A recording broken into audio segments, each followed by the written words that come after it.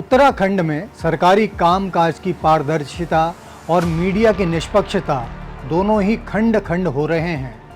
कहीं संगठित तो कहीं असंगठित गिरोह की तर्ज पर पीसीएस सेवा के निर्दोष अधिकारी दिनेश प्रताप सिंह को गलत आधार पर फंसाने की साजिश जोरों पर चल रही है। मामला राज्य के तथाकथित NH-74 घोटाले का है, जिसमें विशेष जांच दल यानी SIT ने सिंह को मुख्य आरोपी बनाया।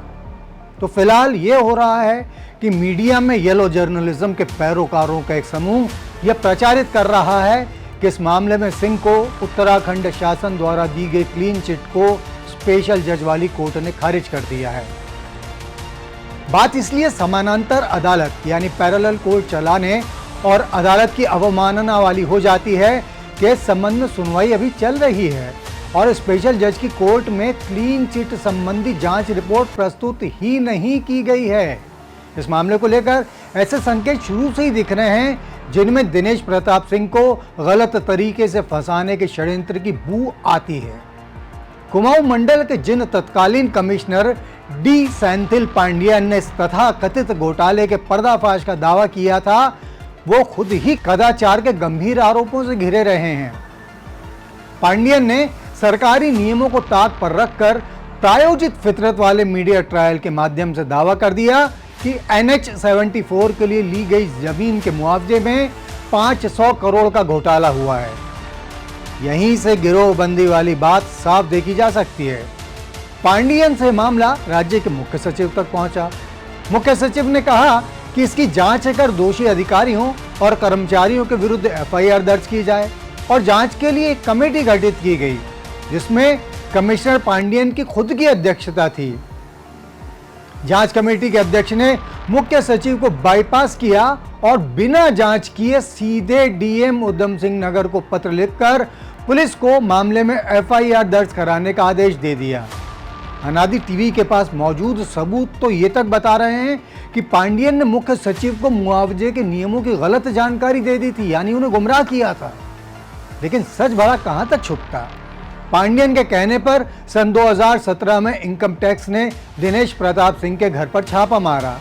इसे लेकर भी पांडियन और उनके प्रायोजित मीडिया ने सिंह पर जमकर मनगढ़ंत आरोप लगाए, मगर यह बात छिपा ली गई कि इनकम टैक्स महकमे ने न सिर्फ सिंह को क्लीन चिट दी बल्कि उनके घर से जब्त पैसा भी वापस लौटाया।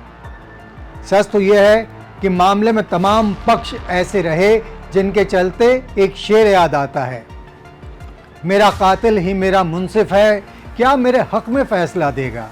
क्योंकि कागज साफ बता रहे हैं कि खुद दिनेश प्रताप सिंह ने सन 2017 में तत्कालीन मुख्यमंत्री को पत्र लिखकर इस कांड का पूरा सच बताया था और साफ साफ कहा था कि एक सिंडिकेट गलत तथ्यों के आधार पर घोटाले की बात कह रहा है।